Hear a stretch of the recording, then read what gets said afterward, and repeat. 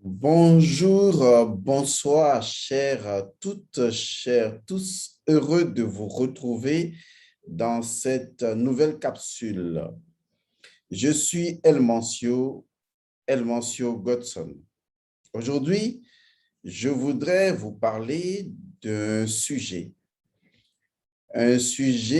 dont vous avez certainement entendu parler, surtout en relation avec les religions importées, principalement la religion chrétienne. Je voudrais vous parler de quelque chose qui fait son apparition ou qui fit son apparition au XIIe siècle ou entre le XIe et le XIIe siècle. Ce quelque chose qui a déferlé les chroniques, ce quelque chose très mal compris et qui malheureusement continue aujourd'hui d'être mal utilisé dans la spiritualité de façon générale. Vous avez toutes ou tous entendu parler certainement, et j'en suis sûr, vous avez tous entendu parler de la Vierge Noire. Plusieurs traditions, si je voudrais même abuser, toutes les traditions du monde parlent forcément d'une Vierge Noire, de la Vierge Noire. La civilisation occidentale n'a découvert que récemment ce qu'on appelle la Vierge Noire. L'Égypte antique savait depuis des milliers d'années ce qu'est la Vierge Noire. La représentation la plus connue de la Vierge Noire est une représentation isiaque, une représentation d'Isis à Seth. Isis, assise donc sur un trône, porte dans ses mains l'enfant Horus. Et on remarque que Isis est peinte complètement en noir, totalement en noir, y compris l'enfant d'ailleurs. L'enfant Horus que Isis porte entre ses bras ou dans ses mains, on remarque que les deux présentent une configuration complètement coloriée noire. La première fois que les gens ont découvert dans les pyramides égyptiennes ce qu'on appelle la Vierge Noire, les gens s'étaient posé beaucoup de questions. Est-ce que ces peuples adoraient-ils Satan? Faisaient-ils des cultes sataniques? Avaient-ils un dieu obscur ou une déesse obscure qu'ils vénéraient? Parce que très peu de personnes pouvaient comprendre la métaphysique égyptienne et très peu de personnes la comprennent encore aujourd'hui. Et il a fallu du temps, depuis le 11e, 12e siècle, il a fallu du temps pour que l'Europe occidentale commence à réaliser vraiment l'importance cosmogonique, l'importance cosmologique, l'importance initiatique, l'importance spirituelle et l'importance alchimique de ce que représente la Vierge Noire. Ce qui est dommageable pour ces formes de connaissances profondes, c'est que les gens ne vont pas chercher le principe premier de la chose, mais chacun se met à en parler. On fait des prières adressées à la Vierge Noire. On orchestre des scènes imaginaires pour amener des populations entières à croire que telle personne aurait été sauvée par la Vierge Noire et par conséquent, on l'instaure dans une cité, on l'installe, on sculpte la Vierge Noire, on demande aux gens d'en avoir en miniature et de vénérer la Vierge Noire.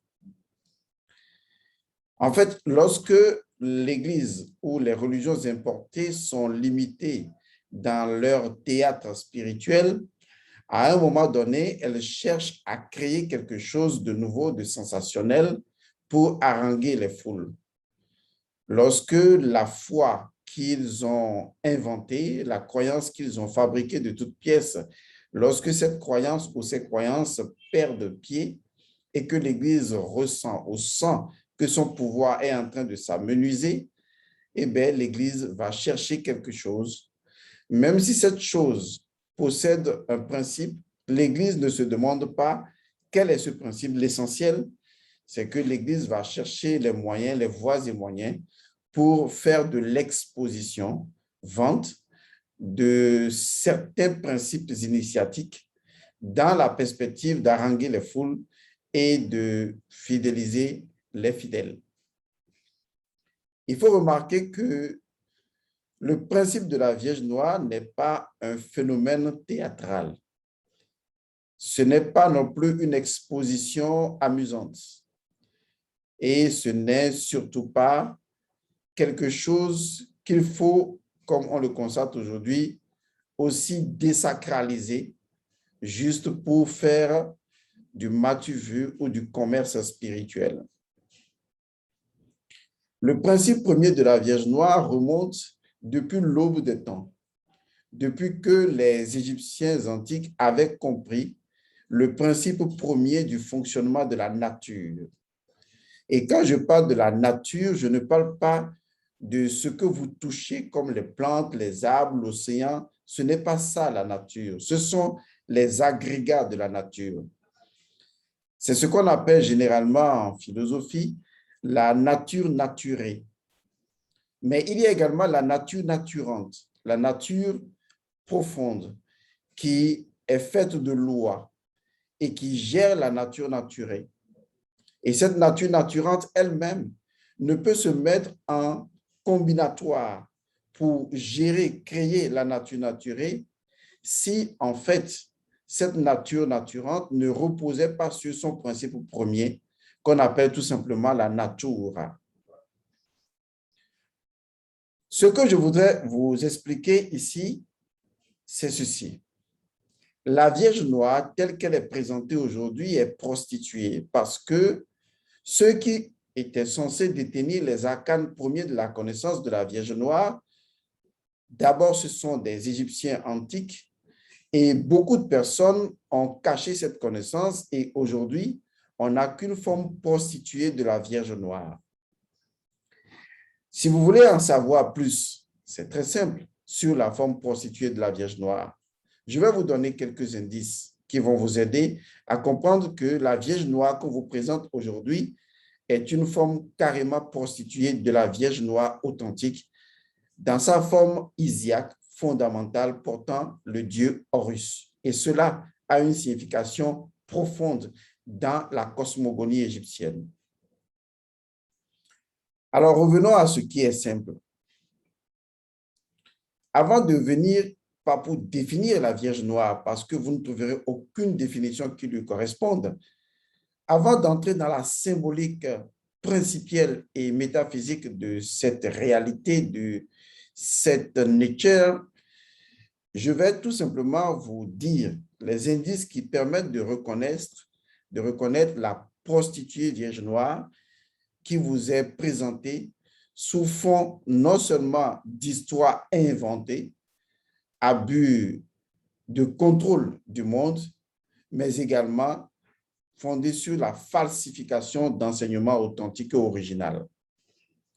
Le faux n'égalera jamais le vrai, parce que le vrai possède un principe premier que le faux ne possède pas. Le faux est l'ombre de lui-même. La première chose, l'indice numéro 1, pour comprendre que la Vierge Noire qu'on vous présente n'est pas la vraie, c'est que d'abord, la Vierge Noire, eh bien, elle n'est jamais exposée à la surface de la terre. C'est un crime spirituel d'exposer la Vierge Noire à la surface de la terre. Ça ne se fait pas. Aucun véritable initié qui détient les clés de la connaissance ésotérique, de la connaissance originale, authentique, traditionnelle, de la spiritualité ancestrale, ne présentera jamais à la surface de la terre la Vierge noire. Ce n'est pas possible. Lorsque la Vierge noire sort vers la surface de la terre, c'est tout simplement parce que il faut faire un certain nombre de rituels, un certain nombre de cérémonies. Il faut créer la voie, il faut créer le chemin parce que la Vierge noire, de par son principe premier, lorsque elle entre en relation avec les forces de la surface, elle peut créer des désagréments. C'est pourquoi il faut lui créer un chemin, il faut purifier le chemin et l'exposer. Et quand la Vierge noire est exposée en passage à la surface de la terre, avant de rejoindre d'où elle est censée fondamentalement rester, eh bien, elle procède à un certain nombre de réajustements. D'accord? Elle procède à un certain nombre de réajustements vibratoires et cycliques avant de retourner à son endroit initial. Donc, retenez que si vous trouvez une statue ou une statuette de la Vierge noire exposée à la surface de la terre, eh bien, c'est contre nature, c'est contre le principe premier même de la Vierge noire et ce n'est pas vraiment la Vierge noire. On vous l'a exposée pour faire du sensationnel, pour vous raconter que quelqu'un l'a vu apparaître par hasard, miraculeusement, l'a guéri. En fait, les histoires bidons habituelles pour haranguer votre croyance, c'est ça. Et donc, on va vous présenter la Vierge noire habillée d'une certaine façon et on vous dira, oui, voilà la Vierge noire, elle est apparue dans telle contrée, telle personne l'a vue, l'a guérie, des histoires qui n'ont ni tête ni queue. Et on vous dira que c'est la Vierge noire et que la Vierge noire a demandé de l'exposer avec des versets ou des mots, des phraséologies les plus... Bon, on va laisser ça à ce qui suit. Donc, premier élément, la Vierge noire ne reste pas à la surface de la terre. Ça, c'est ce qui vous permet d'abord d'identifier la fausse Vierge noire. Parce que la vraie Vierge noire, elle est toujours sous la terre. Elle n'est pas à la surface, elle est toujours sous la terre. Et elle est toujours à une distance bien précise sous la terre. Je dis bien, elle est à une distance bien précise sous la terre, calculée en mètres, que les initiés connaissent. Tant que cette distance-là n'est pas appréciée et que cette distance, cet espace n'est pas respecté, on estime qu'elle est toujours à la surface de la terre. Parce que, vous savez, il n'y a pas que la Vierge noire. Il y a la Vierge ensalée ou la Vierge grise qu'on retrouve également dans l'histoire du Sodome et Gomorrhe. Vous rappelez-vous de cette histoire de Sodome et Gomorrhe où Lot et ses enfants ont été sauvés, mais la femme de Lot, elle a dû regarder derrière alors que l'ange le lui avait interdit. Elle a regardé derrière et parce qu'elle a regardé derrière, elle s'est changée en statue de sel. En fait, elle représente une évolution dans la représentativité de la Vierge noire, dans le processus d'alchimisation de la Vierge noire, puisque la Vierge noire représente également la symbolique de la prima materia qui permet à l'alchimie ou à l'alchimiste de pouvoir réaliser l'œuvre. Et donc, par conséquent, sur le chemin de la transmutation alchimique, l'individu doit passer forcément par un certain nombre d'étapes. Et donc, la Vierge noire, que je n'ai pas encore expliquée, est une symbolique fondamentale dans le cheminement initiatique de l'individu. Et donc, déjà au niveau proto-personnel, chaque individu, vous et moi, nous avons notre Vierge noire qui est toujours enracinée dans le souterrain, qui est toujours encastrée dans le souterrain, parce qu'en réalité, c'est véritablement là que se trouve sa place. La Vierge noire est à une distance précise sous la terre, dans les cavernes, sous les grottes. Elle ne doit pas venir à la lumière du soleil. Et il y a une raison précise pour ça. Et la raison est spirituelle. Si elle doit venir à la lumière du soleil, c'est que forcément, cela correspond à un cycle et il y a un événement précis et la route doit être dégagée, purifiée pour que son énergie, voyez-vous, pour que son énergie n'entre pas en conflit avec les énergies de la surface. Ce qui m'étonne le plus souvent, c'est que les gens font des choses sans comprendre pourquoi les choses sont ce qu'elles sont avant de les faire. Aujourd'hui, on parle de la Vierge noire, mais on l'associe ou on l'assimile directement à la Vierge Marie. Et on dit la Vierge Marie noire, et on dit la Vierge noire, mais on l'associe à la Vierge Marie. Il n'y a pas de Vierge Marie et il n'y a pas de Vierge Marie noire, ça n'existe pas. Partout où vous voyez la Vierge Marie et vous voyez la Vierge Marie noire, c'est Isis en fait. Lorsqu'ils ont volé, lorsqu'ils ont blanchi les connaissances africaines, ils ont créé leur Vierge blanche parce qu'ils voulaient contrebalancer, puisqu'ils n'avaient pas la connaissance de la Vierge noire au départ, puisque la Vierge noire était perçue par eux au début comme étant diabolique. Ils ont blanchi complètement leur Vierge pour démontrer que oui, eux, ils avaient une Vierge blanche du ciel, etc. Machin. Et au fur et à mesure de leur propre recherche, ils sont arrivés à comprendre qu'en fait, la Vierge noire elle-même était un principe fondamental de la nature qu'on ne peut ignorer et que c'est le principe premier même de la Vierge blanche et que sans la Vierge noire, il ne pourrait jamais y avoir de Vierge blanche. Quand je parle de la Vierge blanche, en fait, je ne parle même pas de la Vierge blanche liée à la peau. Non, je parle de la Vierge blanche en tant que principe. C'est pourquoi je dis qu'il y a une étape, disons, permissive, une étape médiane qui est en fait la Vierge grise, que beaucoup confondent avec la Vierge blanche.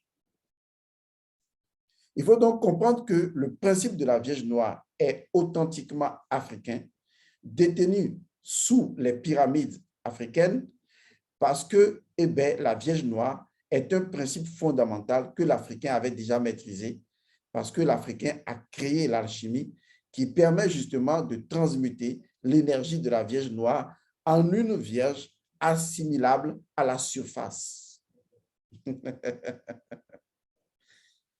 Et donc, quand on dit en fait que c'est la Vierge noire, ce n'est pas non plus en relation avec la race noire. Il faut le comprendre.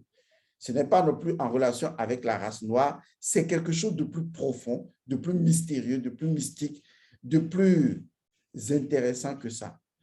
La Vierge noire n'est pas en relation avec une couleur de peau. Elle est en relation avec un principe dont la nature est liée à ce qui est noir, mais pas en termes de couleur, mais en termes de symbolique. C'est associé à la couleur, mais en termes de principe, c'est quelque chose de plus profond, de plus inaccessible. Pas d'obscur, je ne veux pas dire obscur dans le sens de obscurité, négativité, non, ça n'a rien à voir avec ça. Donc, pour comprendre ce que la Vierge noire n'est pas, c'est que vous la voyez à la surface, ce n'est pas la Vierge noire. Ça, c'est une fabrication, c'est une erreur, d'accord? C'est ce que j'appelle une erreur spirituelle. Et il y en a plein comme ça que l'Église commet, hein? C'est-à-dire exposer la Vierge noire à la surface. Écoutez, c'est une erreur spirituelle. Cette Vierge noire n'a plus rien d'efficace. Si aujourd'hui, on exposait votre Vierge noire individuelle à vous, on l'exposait à la surface de la terre et qu'elle restait en permanence à la surface de la terre, ce qui n'est pas sa place, alors qui va occuper sa place dans le monde souterrain, dans le monde en dessous, à une distance précise? Alors que si vous le mettez à la surface, c'est que vous êtes perdu, vous êtes déséquilibré. Il n'y a plus d'alchimie, il n'y a plus de transmutation d'énergie, il n'y a plus rien à faire. Vous voyez, il faut bien faire attention lorsqu'on fait les choses, parce que faire les choses dans le monde physique, c'est également faire les choses dans le monde spirituel. Et l'homme, parce qu'il veut faire de la publicité pour une religion, parce qu'il veut démontrer qu'il a découvert la Vierge noire récemment en plus, eh bien, il veut l'exposer pour montrer à toute la population, oui, c'est la Vierge noire, elle fait des miracles. Et les populations bêtes et naïves plongent dedans. Oui, on a vu la Vierge noire, les larmes coulent de ses yeux, il y a le sang qui coule, on a fait ceci, on a fait ça. Voilà, c'est l'erreur fondamentale à ne jamais faire. Deuxième erreur, lorsque vous voyez une Vierge noire, posez-vous toujours une question précise. Où se trouve les menstrues de cette Vierge noire. Oui, peut-être que j'ai été un peu trop cru en parlant de menstrues. Je reviens alors. Vous savez, il y a toujours dans la Vierge noire, à l'intérieur de la Vierge noire, une forme cubique. Je dis bien, il y a une forme cubique à l'intérieur de la Vierge noire ou une forme cubique placée tout simplement à l'intérieur du trône de la Vierge noire, puisque vous savez, hein, Isis est le trône en fait, d'accord?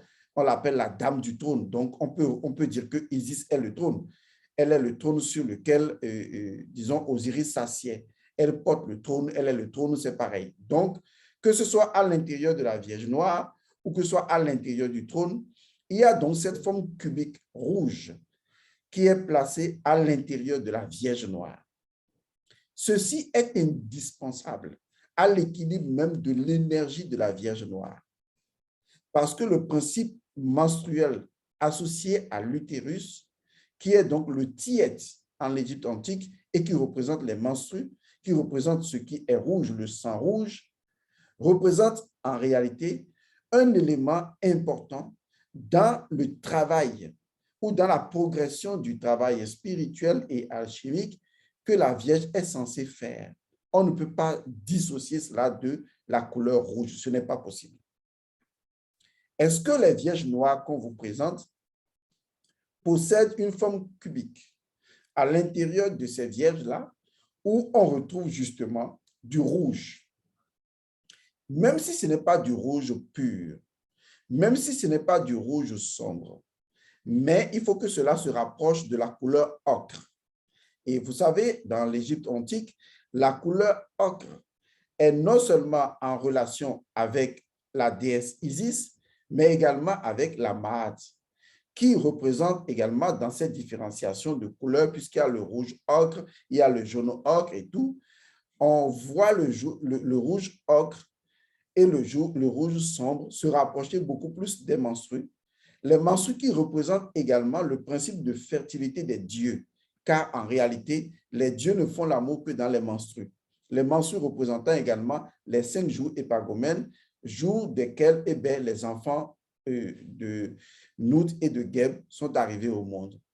Pendant que les humains ont leur période de fécondité qui est liée au 14e jour, les dieux ou les déesses ont leur période dite de fécondité dans les menstrues. Donc, il faut bien comprendre ce que je veux dire. C'est la raison pour laquelle on ne peut pas dissocier ce qui est noir de ce qui est rouge. Les deux sont indissociables parce que le rouge opère à l'intérieur du noir, puisque le cycle menstruel existe à l'intérieur de la Vierge noire et constitue un élément important qui va jouer le rôle du cycle de la fertilité, qui sera d'ailleurs en relation avec la Vierge noire. Malheureusement, aujourd'hui, et je dis deuxième erreur, lorsque les gens vous présentent la Vierge noire qu'on met même à l'intérieur d'une église ou qu'on met à l'extérieur d'une église, ces Vierges noires sont si déséquilibrées, vibratoirement parlant, qu'elles ne possèdent aucunement le principe cubique du rouge ocre qui représente les menstrues et qui constitue le cycle à l'intérieur de la Vierge noire. Si le rouge n'existe pas, eh bien, ce qui va se passer, c'est que la Vierge noire va être noyée, plongée dans ce que j'appelle le Noun. Le Noun en tant que, je vais le dire autrement, en tant que chaos primordial qui va nous rapprocher de Dieu Apophis, c'est-à-dire de la destruction. Parce que la Vierge noire, elle se trouve à une position équidistante. Et donc, ce qui fait que la Vierge noire peut apporter une énergie de fertilité et de reproduction et de création en tant que source primordiale, prima materia, source primordiale de toute création, de toute créativité, c'est justement cette forme cubique-là qui se trouve à l'intérieur de la Vierge noire et qui représente le tiet, qui représente les menstrues, et c'est bien transcrit à l'intérieur. Sans ce rouge-là, il n'y a pas de cycle, il n'y a pas de fécondité, il n'y a pas de reproduction, il n'y a pas de créativité, il n'y a pas de monde, il n'y a rien. Vous voyez, lorsque religions importées vont copier l'Égypte antique. Et on voit une Vierge noire, on demande à un architecte de faire la Vierge noire. Mais ils ne tiennent pas compte des éléments qui gravitent autour de la Vierge noire et qui en font une Vierge équilibrée, originale, authentique et principalement ajustée dans sa vibration pour apporter à l'énergie équilibre du monde. Ils ne le font pas. Ils ne le font pas parce qu'ils ne savent pas pourquoi il y a la Vierge noire. Ils ont été juste sidérés par le phénomène de la Vierge noire, mais ils n'en maîtrisent pas le principe premier. Et du coup, ils ne savent pas comment reproduire. Et même s'ils reproduisaient authentiquement ou apparemment authentiquement, ils n'en détiennent pas la connaissance première. Et c'est celle que je suis en train de vous livrer. Si vous allez quelque part, comportez-vous en homme de connaissance et soyez fiers, surtout quand vous êtes un kamite. Je vais vous dire ceci. Quand vous voyez une Vierge noire exposée à la surface de la terre ou à l'intérieur d'une église ou tracée contre les murs à l'intérieur d'une église, ce n'est pas la Vierge noire. Premier élément, parce que la Vierge noire, elle reste toujours dans le souterrain. Et avant qu'elle ne sorte, il y a Djouti qui doit travailler. Parce que avant qu'elle ne sorte, on doit lui créer son passage. Mais on n'en est pas encore là. Et donc, elle doit rester dans la crypte, elle doit rester à l'intérieur, souterrain, à une distance bien précise pour que son énergie ne se rapproche pas du tout de l'énergie de la surface. Parce que entre sa position souterraine et l'énergie de la surface, il y a d'autres divinités ou d'autres, si vous voulez, hein, d'autres déesses, d'accord, d'autres vierges, voilà. Parce que ce n'est pas la seule vierge qui opérera. Elle est à une distance de profondeur. Elle va faire un travail qui va être passé à une autre vierge, qui va être passé à une autre vierge, en l'occurrence fondamentalement 3, si on peut les citer. Et c'est après cela que l'énergie est acceptable, assimilable pour nous à la surface. Est-ce que vous comprenez ça? Mais exposer directement la Vierge noire à la surface, sans tenir compte de son accoutrement, qui symboliquement doit prendre en compte les autres vierges, je crois que ça risque de créer ce qu'on appelle un cataclysme énergétique à la surface.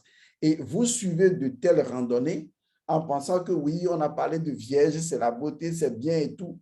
Une vierge, une vierge noire a beau être fondamentalement une vierge de la fertilité. Je ne veux pas pour le moment arriver là, parce que je vais expliquer principalement la chose. A beau être de façon globale une représentativité de la fertilité, mais lorsque vous la décalez de son principe et de son cycle de passage et que vous l'exposez au soleil et que vous l'exposez maladroitement, c'est là que vous allez voir qu'une vierge noire peut se transformer en sekhmet. Et au fait, c'est ce que vous ne comprenez pas. C'est-à-dire que vous pensez que même si vous déplacez, décalez le principe de la bonté de la Vierge noire, même si vous le décalez de son vecteur principal et que vous l'envoyez dans un champ vectoriel qui ne lui est pas accessible ou qui n'est pas représentativement convenable pour elle, vous supposez que, eh bien, elle doit agir quand même dans cette beauté-là, dans cette bonté-là. C'est là que vous faites erreur. Parce que lorsque vous décalez la nature première du principe et que vous l'envoyez dans un système vectoriel différent où son schéma initial n'est pas respecté, mais ça devient autre chose. Je dis bien ça devient autre chose, une chose contre nature, et c'est vous qui allez en payer le prix. Deuxième erreur, la Vierge noire porte toujours à l'intérieur de son corps ou à l'intérieur du trône une forme cubique rouge qui représente justement les menstrues, qui représente l'utérus aussi, mais qui représente beaucoup plus les menstrues, parce que c'est de ces menstrues-là, c'est de ce cycle menstruel précise de la déesse que justement la création ou la possibilité de la fertilité peut commencer. Est-ce que vous comprenez? Je crois que déjà, en suivant ces exemples, vous vous demandez, mais oui, c'est vrai, mais on n'avait aucune connaissance. On entend parler de la Vierge noire et on n'en sait pas grand-chose. Et voilà, et là, ça nous tombe dessus. Ça veut dire qu'en réalité, ben, on est dans l'erreur ou bien c'est quoi? Alors, troisième chose, vous savez, je vais vous donner un exemple pour que cela soit beaucoup plus clair pour vous. Supposons que vous avez une divinité à la maison, une divinité vaudou ou un vaudou à la maison, un vaudou spécifique qui a été installé sur des principes actifs bien précis.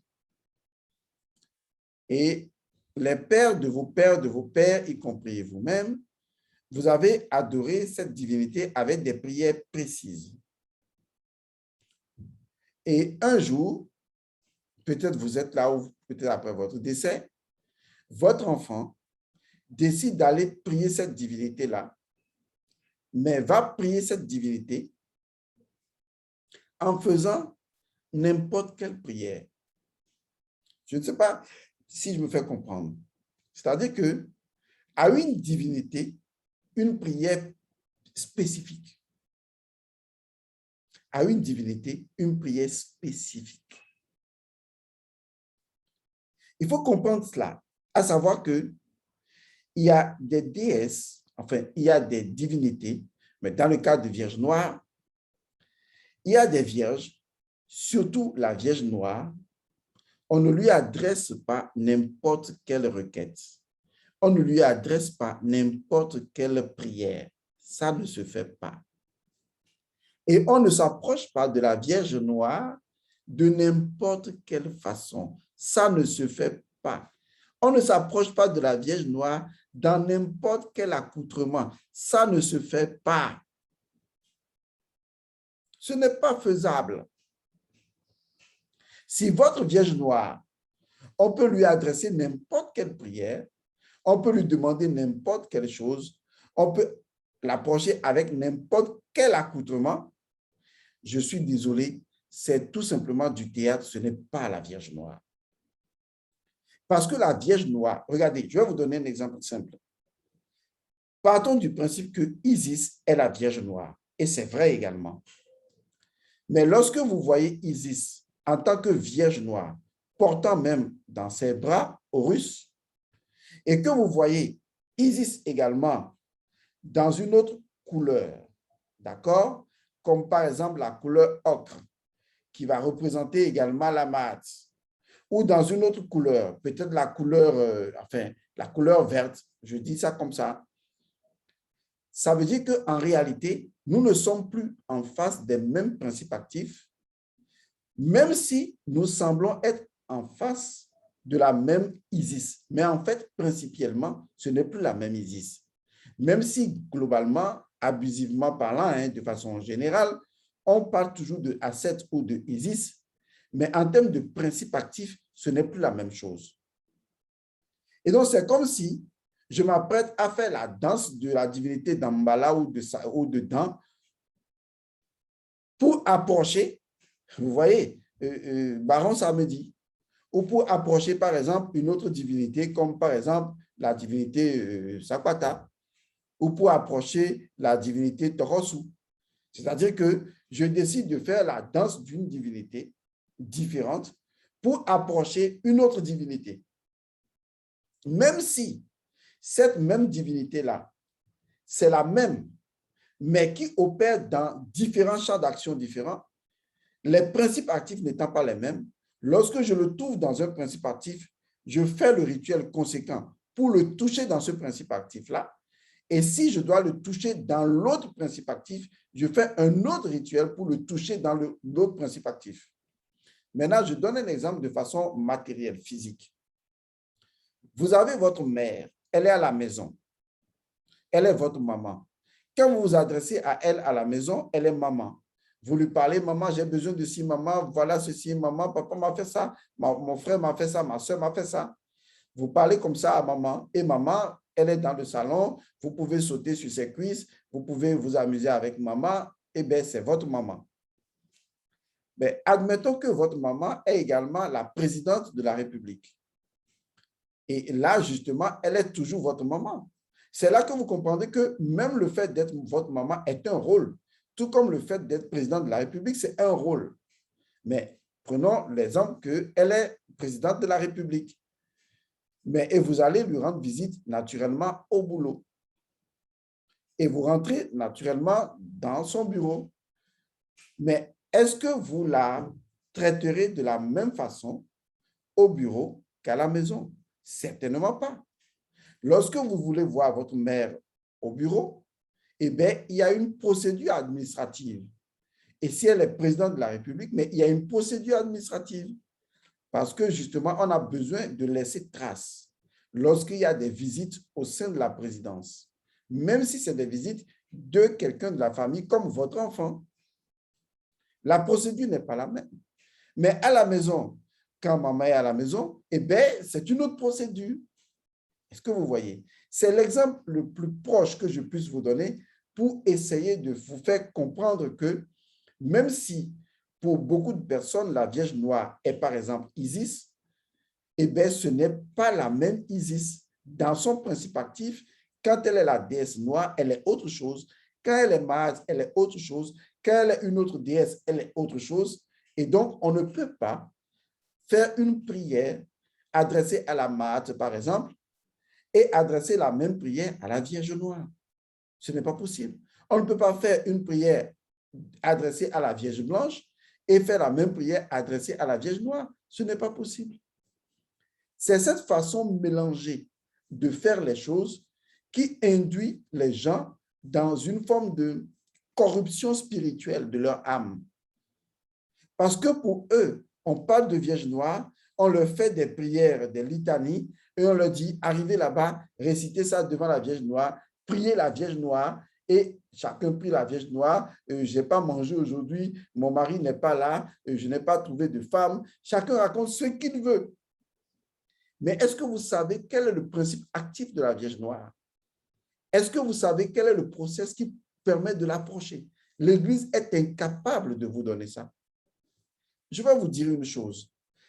Admettons que j'ai deux divinités, par exemple. Une divinité à la surface et une divinité dans les profondeurs. Et moi, je suis là à la porte d'entrée. Il y a une porte d'entrée qui va vers le souterrain et il y a une porte d'entrée qui va vers le haut. Et donc, les deux vont vers deux divinités différentes. Mais qui peuvent être peut-être Isis ou Asset, même divinité, mais dans des chambres différentes. Je vais dire ça comme ça parce que le mot chambre a une certaine connotation spirituelle.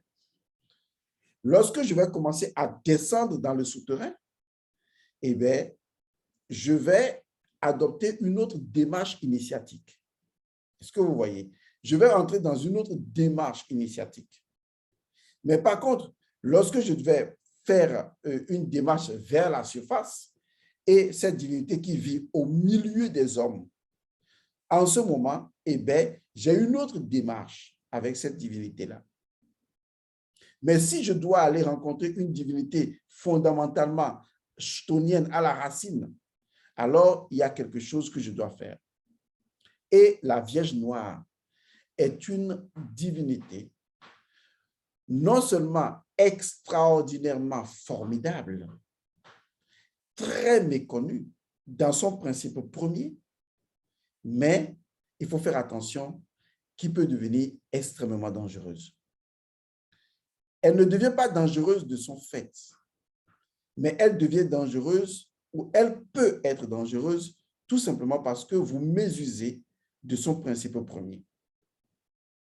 Et comme je viens de vous le dire, j'ai cité seulement trois choses. Premièrement, la Vierge noire ne reste jamais à la surface.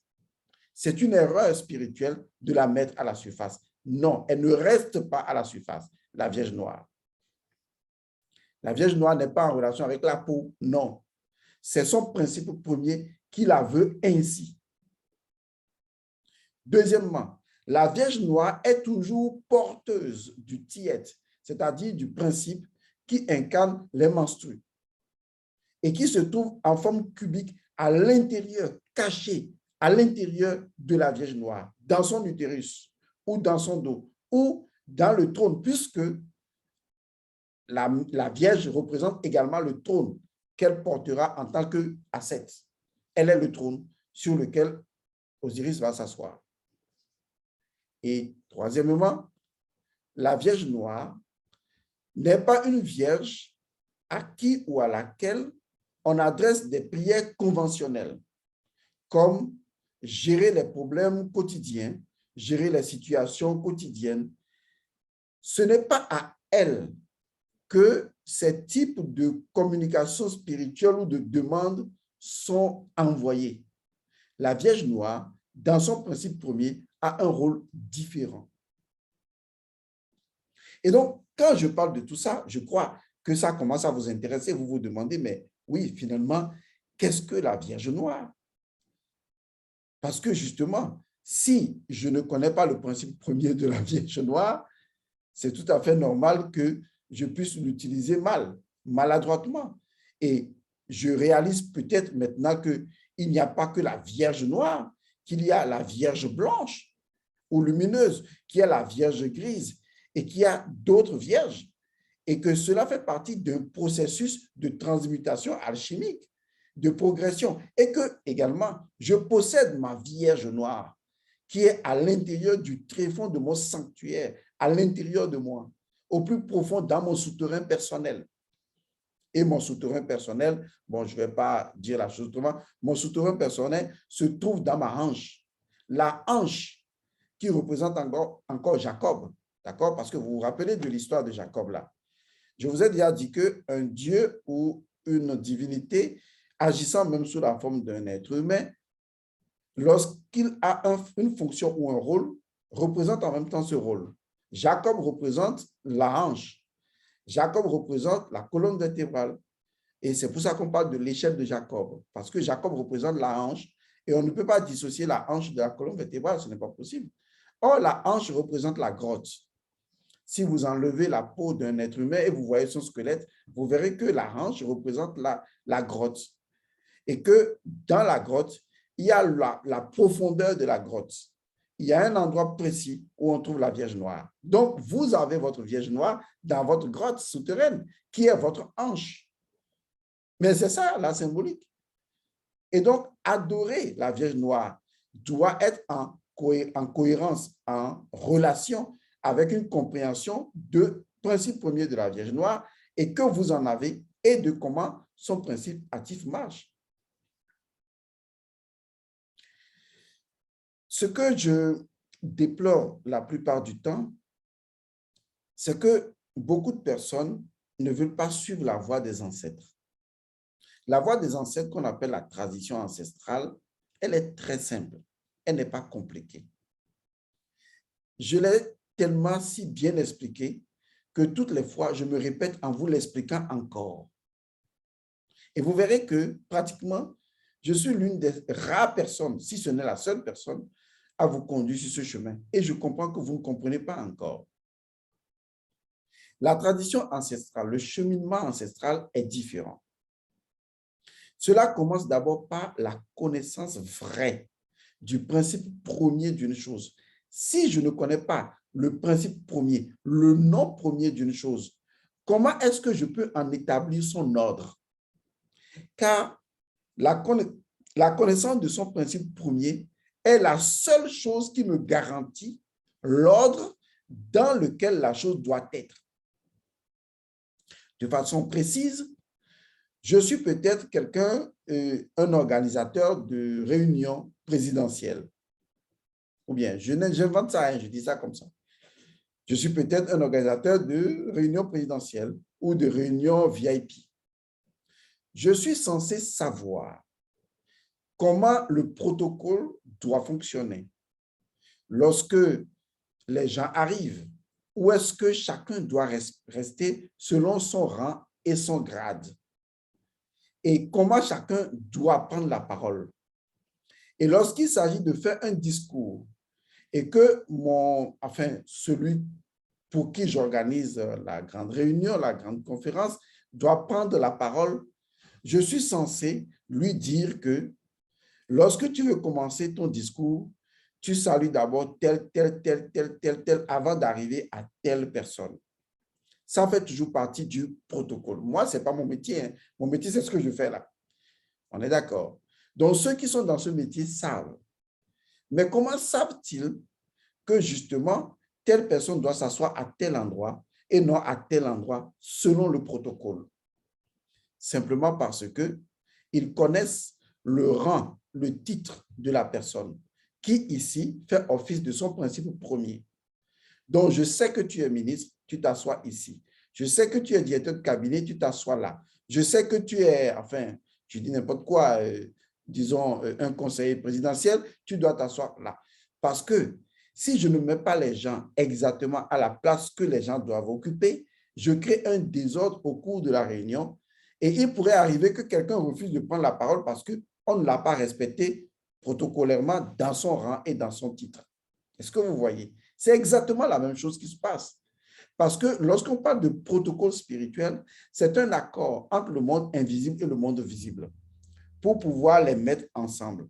Et dans cette relation de mise ensemble qu'on appelle le protocole spirituel, c'est-à-dire un rituel ou un rite ou une cérémonie, c'est ça un protocole spirituel, l'initié est censé connaître le titre et les rangs des forces qu'il appelle afin de ne pas mesurer de leur énergie. Je crois que là, c'est clair, quoi. Et à partir de ce moment, il connaît parce qu'il sait quel est le principe premier d'une chose. Donc, nos ancêtres, dans la démarche qui est la leur et qui est une démarche fondamentalement autochtone et donc chtonienne fondamentalement, voulaient rechercher d'abord le principe premier d'une chose en se demandant pourquoi tu es ce que tu es. Et à partir du moment où je sais ton pourquoi, eh bien, je connais ce pourquoi tu es. Et donc, je peux savoir ce pourquoi tu existes. Et je ne peux pas t'utiliser en dehors de ce que ton existence veut être parce qu'il n'est que le prolongement de ton être qui est ton principe premier. Et donc, à partir de ce moment, je respecte l'ordre naturel des choses. C'est pourquoi la science ancestrale respecte l'ordre naturel des choses. Parce qu'on connaît le nom premier des choses. Mais ce n'est pas ce que font les leucodèmes, ce n'est pas ce que font ceux qui viennent blanchir nos connaissances. Ils ne savent pas quel est le pourquoi. Ils savent peut-être le comment, mais ils ne maîtrisent pas le pourquoi. Et du coup, ils peuvent exposer une vierge noire à la surface, ce qui est une erreur spirituelle. Ils peuvent exposer une vierge noire sans respecter la profondeur dans laquelle elle doit rester dans le souterrain. Ils peuvent exposer une vierge noire sans en exposer le contenu cubique, qui est la forme du sang mensuel qui représente justement le principe actif même de sa propre fertilité. Ils n'en savent rien. Et ils ne connaissent pas les accoutrements et la procédure par laquelle, rituelique par laquelle on doit approcher la Vierge Noire, qui est différente de comment on approche n'importe quelle vierge. Car il y a plusieurs vierges. Et toutes les vierges font partie de la transmutation de quelque chose d'innommable qui va venir finalement à la surface. Et c'est en relation fondamentale avec les énergies telluriques et racines, ou même chtoniennes. Vous voyez, les gens disent que j'ai une facilité à expliquer les choses et qu'il y en a qui comprennent bien et il y en a qui ne comprennent pas du tout. Je ne dirais pas que j'ai une facilité à expliquer les choses. La première chose que j'ai faite vis-à-vis de moi-même, c'est de conserver mon innocence. Parce que j'ai découvert un très grand secret. Seule l'innocence intérieure permet de dire les choses telles qu'elles sont. Est-ce que vous comprenez ça? Seule l'innocence. Vous voyez comment les enfants vous flashent les mots? Quand vous invitez un enfant à une séance de talk show à la télévision, mais l'enfant n'a pas peur de dire que la nuit, papa rentre dans la chambre de maman et les deux font un bruit bizarre. Parce que l'enfant, jusque-là, il n'y a pas d'interdits moraux qui lui disent que c'est sale, ce n'est pas bien. Non, l'enfant dit parce que c'est ce qui est. C'est ce que fait l'innocence. Je ne fais pas un effort d'explication, même si cela paraît être ça. Mais en réalité, je sais toujours comment dire les choses de façon très facile. Parce qu'en réalité, je n'ai jamais perdu mon innocence. Parce que seule l'innocence permet de révéler de façon simple les mystères les plus compliqués. Vous comprendrez cela quand je vais aborder ici, sur cette chaîne, le secret métaphysique du nombre pi, 3,14. Vous allez être époustouflé parce que vous allez dire, mais est-ce que le nombre pi pourrait avoir une dimension métaphysique utilisable même dans la méditation et dans un rituel? Ce n'est pas possible. Et pourtant, si, parfaitement. Tout ça parce que, une fois qu'on s'inscrit dans l'énergie de son innocence, on voit, on est connecté, on fait vibrer les choses telles qu'elles sont. On ne permet plus au mental de faire obstacle. On laisse le cœur exprimer les faits. C'est pour ça que vous avez l'impression que j'explique les choses avec une facilité, une profondeur, mais en réalité, je ne peux pas dire que voilà ma méthodologie pour je les... Non, j'ai juste comme point de départ mon innocence intérieure. Parce que c'est le seul chemin qui permet à Osiris en moi, à mon esprit, de pouvoir se libérer facilement et de dire les choses telles qu'elles sont. Alors, ceci est une introduction donc à ce que nous appelons la Vierge Noire, la métaphysique de la Vierge Noire, la symbolique de la Vierge Noire, le secret de la Vierge Noire. J'ai voulu donc vous mettre l'eau à la bouche et vous permettre à vous-même d'aller faire vos recherches, pourquoi pas. Allez chercher, faites vos recherches partout où vous allez, faites vos recherches, cherchez, posez-vous des questions, posez-vous les bonnes questions. Je vous laisse avec cette introduction. Vous allez la ruminer, vous allez réfléchir vous-même, vous allez poser vos questions à vous-même, vous allez faire des recherches et ensuite, vous allez suivre le reste plus tard et voir si effectivement, soit vous avez trouvé, si vous n'avez pas trouvé, ce n'est pas grave, mais vous sentirez si ce que je partage avec vous est vrai ou pas vrai. Je vous remercie d'avoir suivi cette capsule. Je vous retrouve dans une autre capsule. J'avais juste eu envie de parler de la Vierge Noire. Que les bénédictions soient Abba Re Ka Jed Abba Re à vous.